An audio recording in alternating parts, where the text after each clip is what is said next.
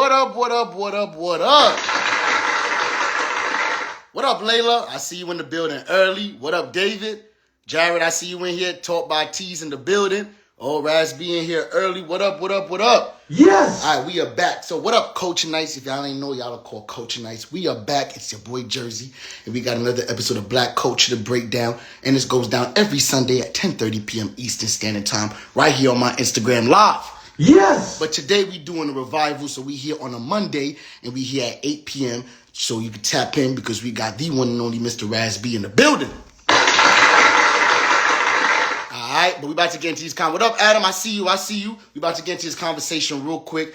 But listen, I need y'all to definitely do me a favor. Click the arrow below and share this live out with all of your peoples. We about to get into these topics. We about to get into these conversations. We about to definitely get into his life. Cool? Yes! Alright, how we feeling though? How we feeling? We good? I already got my drink ready. We about to get this conversation started. Raz, I'm about to get you on right now. But listen, today's episode. But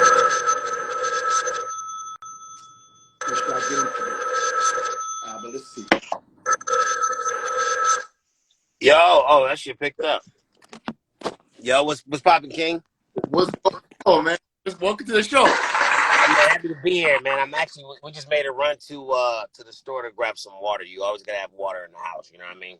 Absolutely, man. You definitely always gotta have water in the house. Man, we got Raz B in the building. Welcome to Black Culture to Breakdown, bro. Man, I'm happy to be here, man. I was on the page, checking out the page all today, and I was like, yo, man, I'm loving the vibe. I'm loving how you utilizing your platform. Appreciate that, man. Black people definitely feel like we are some of the most talented and underrated people on this planet, bro. So we gotta definitely celebrate the culture. All right, it's definitely facts. Yes! That's what we do. All right, so now Dang. let's get into you, man. Let's get back to the beginning. I feel like you have been such a crucial part of our culture, especially for I'm a choreographer by trade. You know what I'm saying? And I'm well, your group and you are part of one of the main reasons why I dance. So I feel like it's a full circle moment. So shout out to you for that. Yes! Yo, it's lit. Yo, hard work, man. The beginning was it all started with a dream. It started with a dream. Your circle of influence is everything, that really helps catapult you, the people that surround you that really help take you to the next level.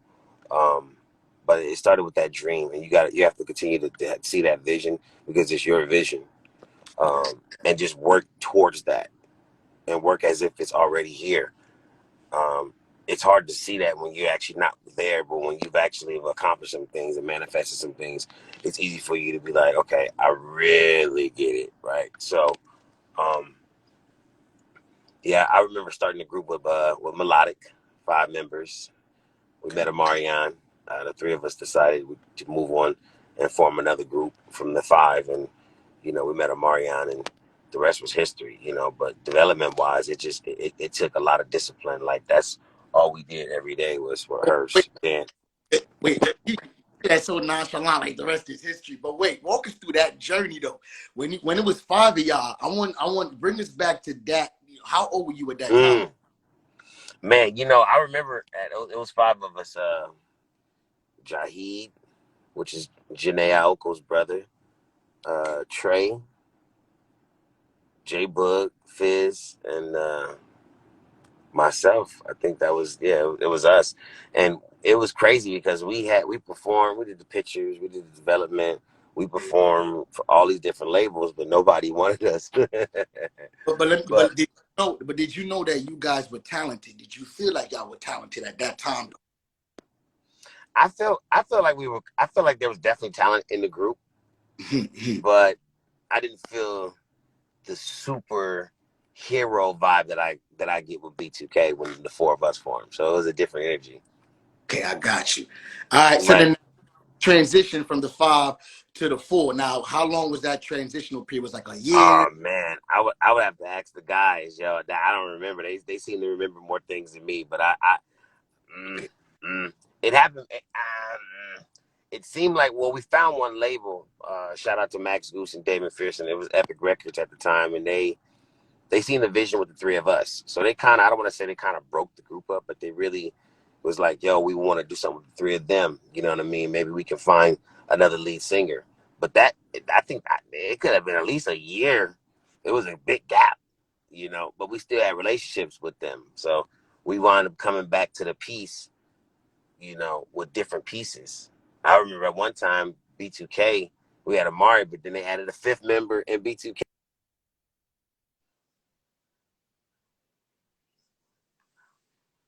Your audio went. Give me 1 second.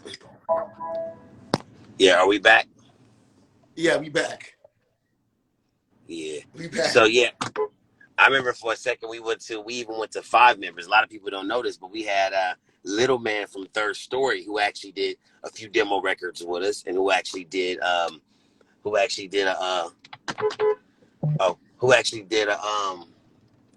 think of my girl. Okay. Oh yeah. Oh shit, she needs some help too. You driving right now while you doing this interview? Hey man, wait, listen. We gotta listen. We gotta do what we gotta do, bro. Hey, give me 1 second. Hold the people down, yo. We about to get this. No problem. Go ahead. No problem. Yo, if y'all tapping in right now, we got Raz B on the live, and welcome to Black Culture, the Breakdown. Yes. He went to go get some water. He gonna be back. Yo, ask y'all questions. What questions y'all want to know? Definitely drop them in the comments. I got y'all covered. Whatever y'all want to know, I definitely got y'all covered. Word, real quick. So we back. So your boy. So quick story. Like I'll be quick with it. But but we still didn't get the deal. I don't know all the politics behind. I was still young, but we still didn't get the deal. But we was still messing with that same label. That relationship was there. But then B2K was formed, the four of us, and then we went around performed for all the labels again, and everybody passed up on us. I remember L.A. Reid passed on to so many people. I mean, we're a great performance group, but we weren't the most dynamic vocalist group, right? So we had to go back to the drawing board and strengthen our vocals, and that took some time. So it took some years. Yep, got the food. It took some years to actually to get that deal, but it was so discouraging all those years. But we kept having fun. We kept fellowshipping with each other. We kept believing that it would happen, and then finally, the same label that kind of broke us up, the 5, kind of came back and said, "Yo, let's do the 4." After going through the 5, the first 5, then going through the 4, then going to the 5, then going back to the 4, then we got our deal. And I will never forget the day it happened. We performed for Tommy Mottola. We walked in the room. He's like, "Yo, where's everybody at?" And he's like, "I am everybody." So it was crazy because once we performed, you know, he gave us that little nod, like, "Yo, this is done." They walked outside, and like Polly Anthony, Dave McPherson, Marvin Pearson, all the big Max, all the big executives was right there, and there's like, "Yo, you guys got the deal." Yo, we freaking lost it, B. Yo, we had to contain ourselves. We was like, what? Like, that was a moment in life that just, because a lot of people get those deals and it actually works for us. We got the deal and it actually worked for us. You know what I'm saying? So I'm just very fortunate. But the development in itself is what sustained us to be legacy artists to this day, where we can come back 16 years later and put on the tour that grossed $28 million and be nominated for a Billboard award. So that's the development that I feel that a lot of artists are missing today. And I really hope that people not only love the passion, love the art, respect the art, beyond the art, you want to know the business as well. And those they're separate, so you got to compartmentalize those things. Absolutely. So wait, well, let's jump back, man. Before we're gonna get all the way over there too, but let's jump back to you signed a deal when y'all performed for Tommy. Now, how old was that Raz B at that time? Raz B at that time was about B2K. We're about 15, 14, 15. All right, so how strenuous was y'all rehearsals? How much was the vocals? How much was the dance rehearsals? How much of that was? Yeah. Oh man, all of that stuff was like, it was intense when I really think about it. I mean, it was a lot. We really had to take it serious. Like, I've seen it was a lot of growth from our first album to our second album. So we never stopped training. I mean, the hours, some days would be like 8-hour days, believe it or not, because dancing for us was fun. So we'd be around the house making up routines. but going at it with each other. You know what I'm saying? Every time we get on the stage, a lot of people don't know this, but we're all actually competing with each other. Hmm. So we actually be talking smack to each other while we on stage, and like, yeah, come on, let's go this part, like live, like So that makes all that energy makes everything amazing on stage. But being vague about it, it was really countless hours, and it actually paid off. And I know when I look back at our shows and our performances, it was like, yo, I'm a fan, I'm a supporter of B2K, like just the hard work. You know what I Yeah, mean? And one thing I miss the most is we had that gap, which was about 16 years. And I just was like, I always wonder, where would B2K be if we were just still chopping, still dance, like, you know what I mean? Because I've seen the evolution, and we were a part of that evolution. So it's just dope to see where dance is at today. And I love it, bro. I love it. absolutely, man. But y'all definitely, when y'all came through like the 2000s, early 2000s, did you even have a remote idea though that you would reach this level of success, or did you just think you was just dancing and singing and hopefully something worked? Did you have an inclination? Would have a huge platform. Growing up in the church with a Christian background, I kind of follow my word, and when you look at the word, it's life. You know what I'm saying? There's nothing new under the sun. So to be able to actually see the things that you were taught as a kid come into fruition, and the things to be aware of in this world, I always knew. I just didn't know what it was, platform wise, me Mm. personally. But the kind of like, because you can get misled in different kind of lights in this world, and you got to go down these different paths to actually find your path, ultimately, right? So I knew. But to answer your question, I mean, not in your wildest dreams can you imagine uh, the impact that you can have by really having the platform. And that's for anybody that has the platform. And that's why, it takes a village to raise a child. So it's really so important that people really Yes. take heed and understand the platforms they've been given. And I mean that every day. And when we wake up, the walk on this earth is a platform, right? So it's like, what are we going to do today? And I think Yes. it starts with with ourselves. The it starts with ourselves first. Hmm. Right? It starts with Absolutely. ourselves. Absolutely. All right, man. So then now you were able to kind of get yourself into this group, or group was able to get themselves into you. You know what I'm saying, and be able to get you started. Um, how did you recognize that you wanted to get into acting? How did the You Got Served come about? How did that? There was a lot of things. I know Marion would always say he wanted to do this, and he was inspired to do so many things at one time. And I was always, hearing, I always heard leadership would speak, focus on this, and then this would come.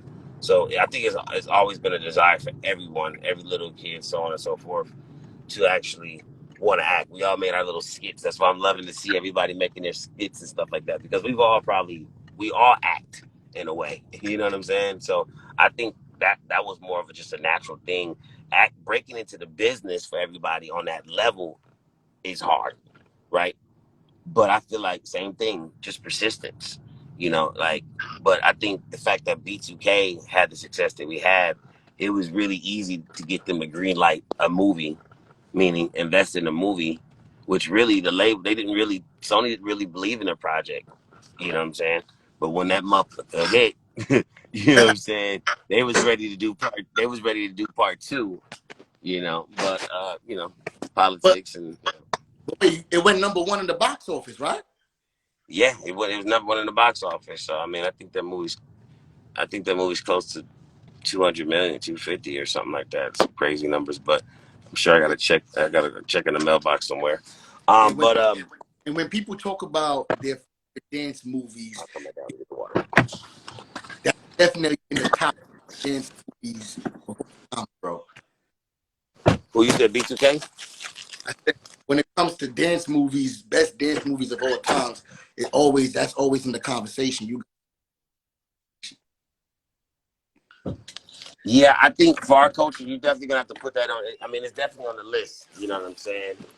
you're gonna have to put that.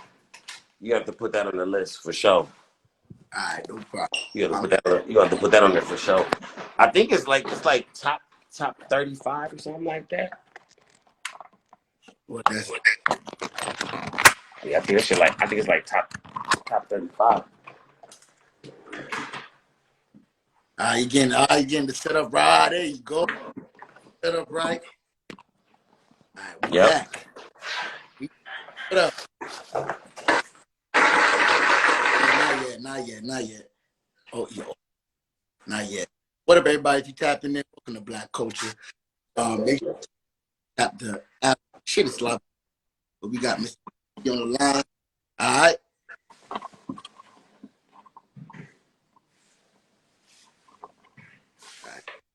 Everything. How we feeling? Yeah. All right, we got Raz B back on the line. All right. Here we go. So, walk us through now the process to prep for that movie, my brother. Like, I feel like y'all really danced your asses off in that movie. I don't think y'all. You talk about it so nonchalant, like this is not a major thing. You Got Served is a real major phenomenon. Like for my generation, that's all. We copied all the moves. We copied the music at that time was life changing. So how did y'all prep? Did you know that it would be a phenomenon? Did you know it would inspire this many dancers? I knew the movie was gonna be a hit when we actually took the trailer onto our tour, which was I don't know what the hell we call that tour. What the hell did we call that tour? I don't know. I gotta go back and do some research. That was a while back, but it was our tour in 2003, and we actually played the trailer every night, so people got a preview that B2K, a dance group. Mm. You know what I'm saying? A great performing group is coming out with a dance movie, and it's our first movie. So it kind of felt like it was going to, be okay. But we didn't know the level of the success, so they took us out. Some people from Hollywood executives took us out. The three of us took us out. And they was like, yo, do you know what this means? They were showing us all the Hollywood reporters and all this different stuff. So they were just showing you that, like, this is a huge success. A movie to do 15 million, number one in the week with no name actors. You know what I'm saying? We had Megan Good. Shout out to Megan Good. Shout out to Steve Harvey. But I mean, no one really to carry the movie. Nah, you had Jackie Harry, you had Steve Harvey. Megan. No. This is their talk, right? Okay. So I'm not discrediting us. I felt we all, as a team, collectively, everybody that worked on that project, including the investors, is what made it a whole. It takes a village to raise a child, but I get what they're saying. There's some movies, but you can have a big star in a movie and a movie is still bomb. So I just think it was a good chemistry. You know what I'm saying? It was a great script.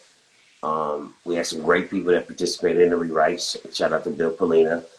And preparation for that film, for us, it was like doing a long ass video. You know what I'm saying? So, really it was really intense because now B2K is intermixing, not that we didn't dance with our dancers, but we're really in the dance world now. So I felt that B2K not only earned the respect for ourselves, but we earned the respect from the dance community. You know what I'm saying?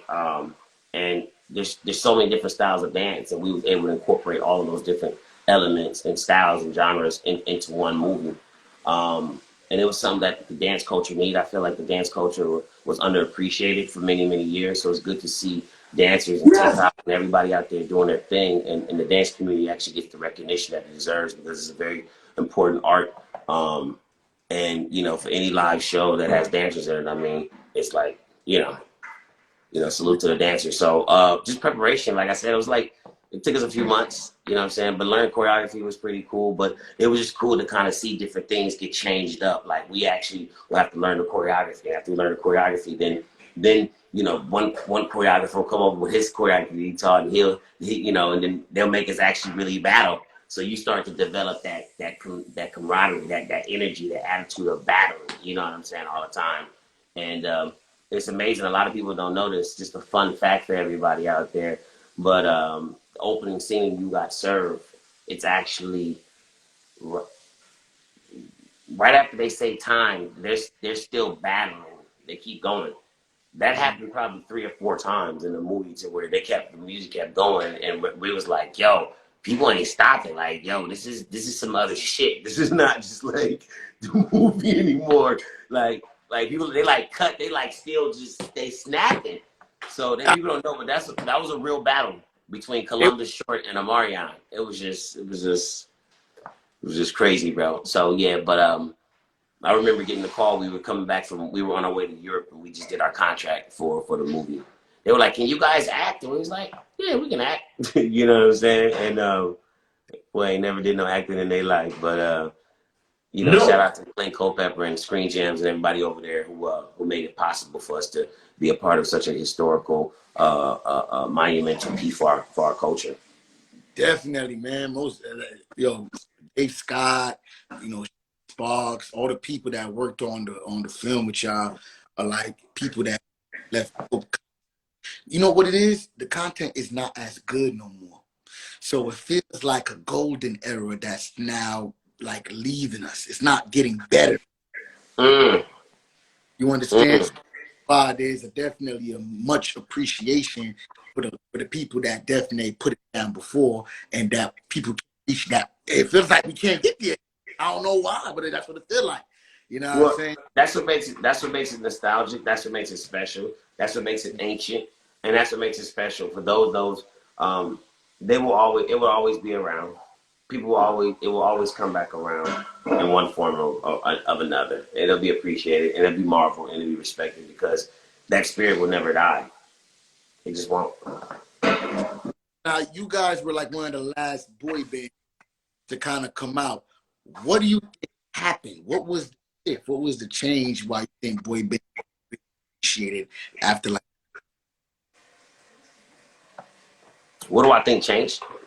yeah, with music or with the way that people consume?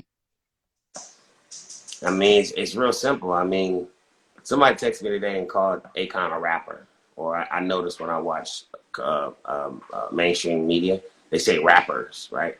And they affiliate. I think that's their word, to affiliate. And I don't think the way it rubs me the wrong way, right? But it seems to me that people wanted to get into the game so that people pay their way into the game, and the integrity of it is confused. You got people that ain't never shot a gun talking about shooting a gun. So Mm. I think there's a misconception. I think needs to be. I don't want to say be corrected because if you look at somebody like an Ice Cube, you don't see him in the streets no more, but we know he in the streets.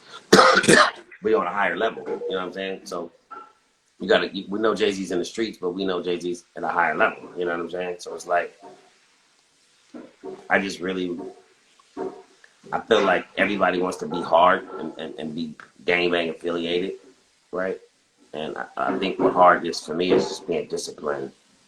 You know what I'm saying? Like, so what if you can, you know, it's about having integrity. That's being tough. Having integrity and being fair, being one within. Um,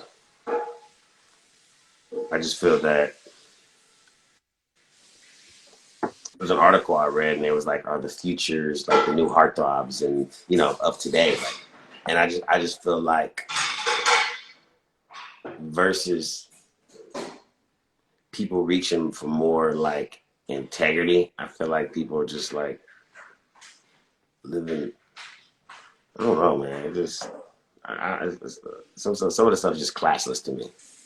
Definitely.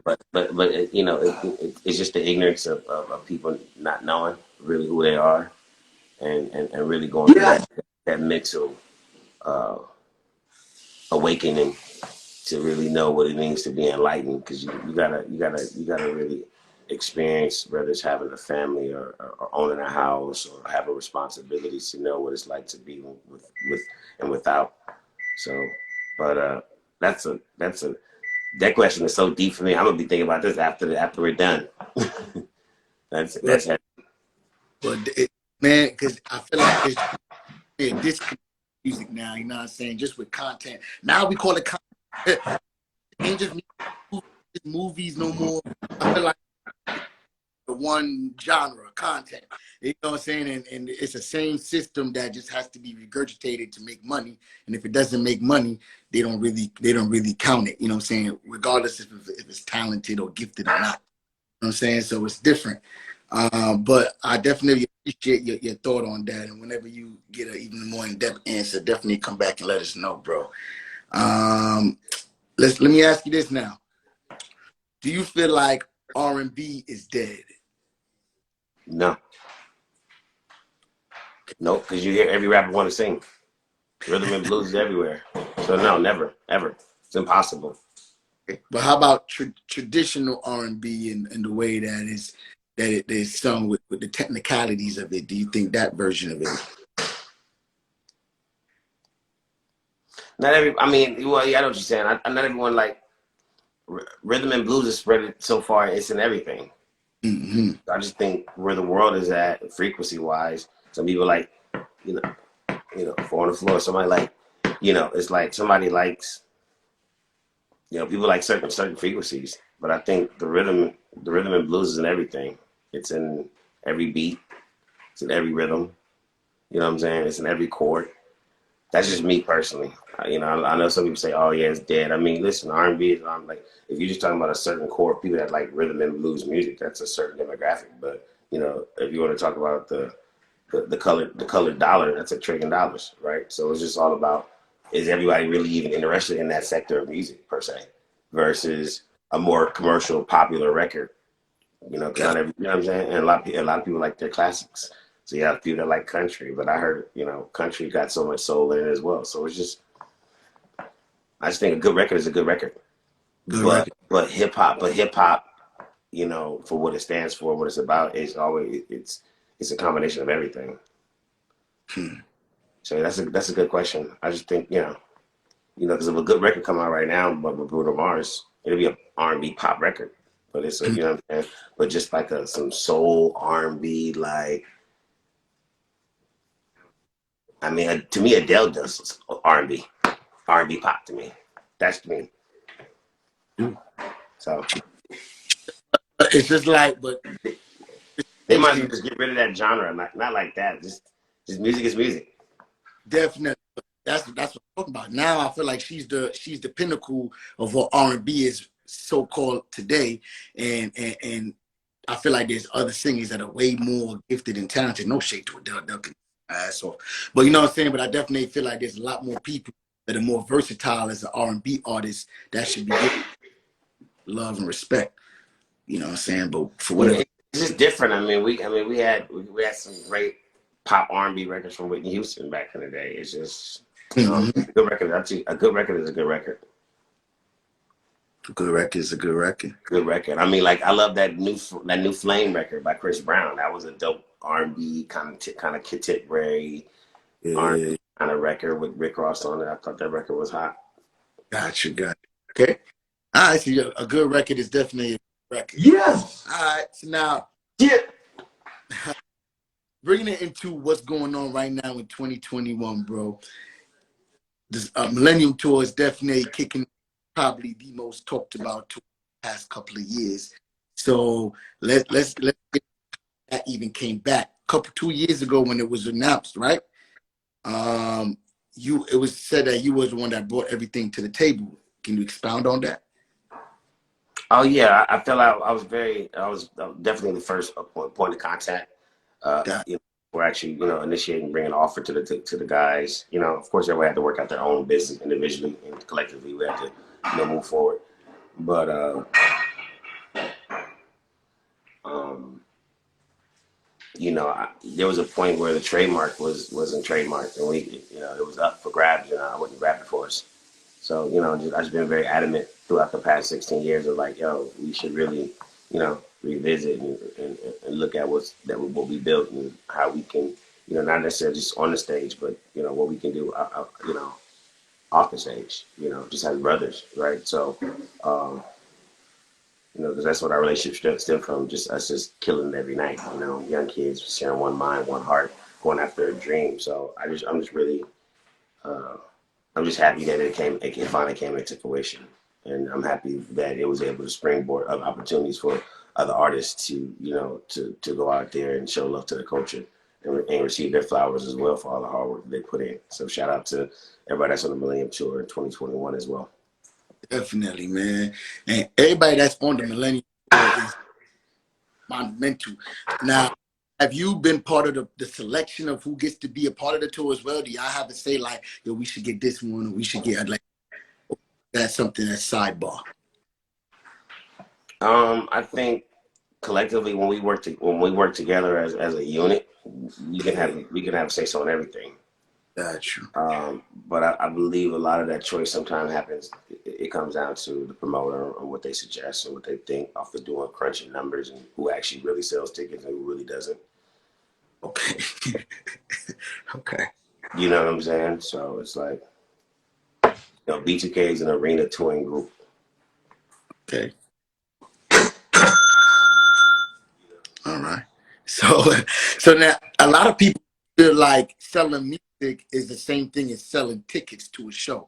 Can you expound on that? So for people that don't understand, because sometimes you see a lot of people that do numbers on the digital, but then they getting their shows canceled because they can't fill up the seats. So well, yeah, there's a disconnection. There's something off, and that needs to be filled.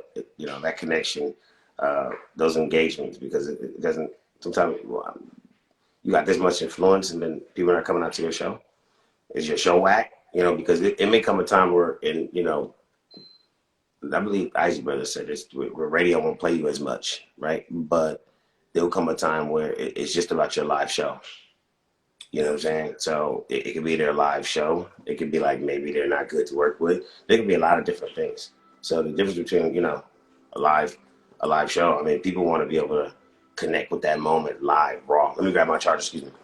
definitely. No problem. What up, Aldrin? Happy birthday, bro. What up, everybody that's tapping in? Listen, please ask y'all questions in the question box. All right, at the end of the segment, we're going to definitely ask some questions. All right, he's charged.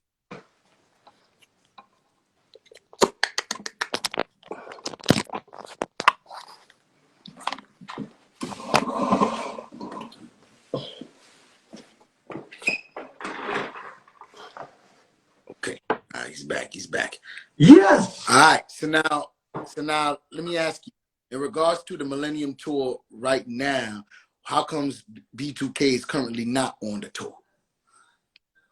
I don't know if I actually really have an accurate answer for that, other than I can assume that contractually there were other things in the works for that particular brand, right? Okay. And, but essentially, like I said, B2K is an arena group, and we sell tickets. So I'm pretty I'm pretty sure we'll see something in the future from the guys. Okay. I'm sure we'll revisit it again. Okay. So are you open to like the reboot? Like if they was decide to bring back You Got Served 2, would you be down to be a part of that project? I was just talking about it the other day, seeing how the legalities to go about it. But I was just talking about it. Of course. Okay. What now? Would y'all want to be back in the movie as the same characters that y'all were, or would y'all want to redo it with a different group, or what would be the scenario here? I think that's crazy, the whole reboot. But I think because You Got Served has, I personally would reprise the same character, and after that I would do a 2 or 3 or 4 and maybe a 5, and then I would do a series. Okay. I would have ran with that. Oh, you already got it planned out. I mean, I would have ran with it. I would have ran with it, but Definitely, man. And that could have been a cartoon series too. Right, it could have been a whole thing. Definitely a whole thing. All right. So now, what's going on with Raz B as a solo artist? Like, talk to us about your solo project and what you got coming up. Man, I love music, so I'm always gonna just, be in and out of the studio making, collaborating, records. Shout out to my boy Frankie J, who has an album coming out this year. We did a collaboration on his album featuring Paul Wall called "With You," so that's floating around, which is a pretty cool record. Just showcasing my solo abilities. Another record floating around called "NDA," featuring my boy Cassidy. We shot that and put that record out, so that's just floating around. But I found myself more in the digital space. I'm actually building a digital platform with a company called U42, which is spelled YOU42.com. If you don't want to check it out. But it's a place where artists can monetize their content and keep 100% of it.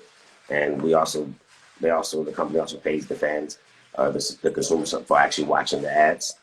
And pretty cool. It's a pretty cool thing. Like I said, you get to own your own content, and you get to set your own monetization, and you keep 50% of the ad revenue, and they pay the consumers for watching ads. It's some cool shit.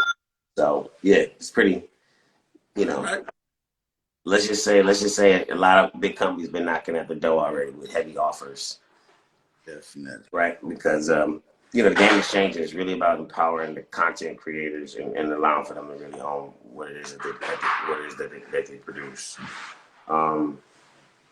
And when it comes to the name of B2K, how does that work? Is that distributed evenly amongst for y'all in terms of the ownership, or is it just one person that owns the name, or does nobody own the name? How go? Yeah, when I actually applied and registered initially first, I made sure I put all four guys' names in it, so we all own it. Mm. Yeah. Dope. That was the noble thing, brother. Now, noble. It's all about being noble. Definitely, man. Yeah. Definitely. So now, in terms of what it is that y'all want to do with the name, does that have to be a collective? Does that have to be a collective thing, or are you allowed to say, "Well, we about to do this," and you can go ahead and use the name and do that, or does it have to be a conversation? We're all pretty chill about it, from what I've noticed, because this is my own personal opinion throughout the years. Got you. I think we've all been kind of cool about it. I think we're all kind of cool. I think we all get it. We know what each other doing. You know what I'm saying? But if it's some other stuff that really involves a group, it's like, hello. I got It's like you. do proper business. You know what I mean? I got you. All right. So let me ask you this then. And who's the best vocalist in your group? It'll probably be out of me and Amari. Okay. Who's the best dancer in your group? Probably me. Okay. Listen, that's 2 for 2 right there. Yo, okay. All right. Who's the best actor in the group? Probably J Bug.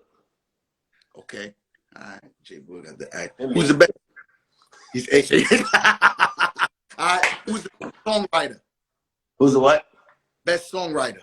Out the group? Sheesh, I don't know. I mean, that's a good question. I mean, we've all wrote some really, really cool records. So I don't know. I haven't been around the guys like that, so I don't really know. I would. Got you. I don't know. That's a good question. I don't know. I don't know. That's a really good question. I'm asking the boys, like, who do you think the best writer is of the group? I'm asking that question. All right. And then who you think is the easiest person to go out and get directions? You go out to get what? Directions. Who's the one who's the most likely to go out to get directions? Because y'all lost.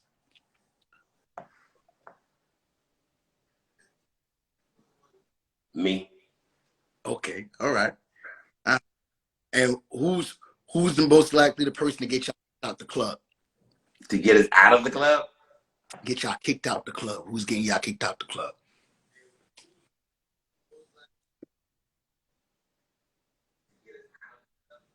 Probably me or Bud.